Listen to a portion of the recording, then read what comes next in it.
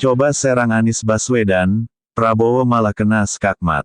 Tensi debat pertama Pilpres 2024 di kantor KPU pada Selasa, tanggal 12 Desember tahun 2023 yang dihadiri para calon presiden berlangsung seru. Bahkan, pada saat ketiga capres saling memberikan tanggapan, ada momentum Prabowo tampil menyerang pendapat Anies Baswedan. Awalnya, Anies sebagai capres nomor urut 1 menjawab pertanyaan panelis soal kepercayaan terhadap partai politik di Indonesia yang terbilang rendah.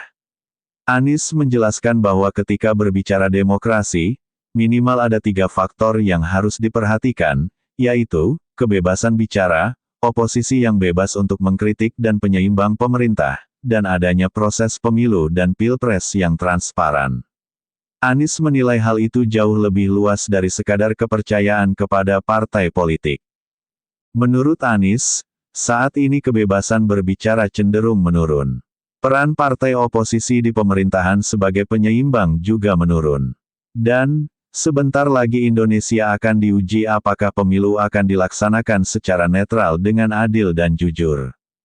Prabowo menilai pendapat Anies tentang demokrasi yang buruk terlalu berlebihan.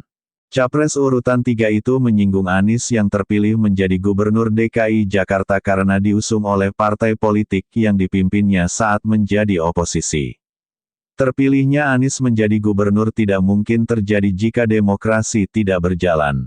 Saat memberikan tanggapan balik, Anies menyatakan bahwa dalam demokrasi, kedudukan pemerintah dan partai oposisi sama-sama terhormat. Keberadaan partai oposisi akan memberikan pandangan dan perspektif berbeda yang membuat masyarakat bisa menilai terhadap kebijakan yang diambil pemerintah. Keputusan Prabowo yang bergabung dengan pemerintah dengan alasan tidak berada dalam kekuasaan membuat tidak bisa berbisnis, mendapat sorotan Anies Baswedan. Menurut Anies, hal tersebut membuktikan bahwa Prabowo tidak tahan menjadi bagian oposisi.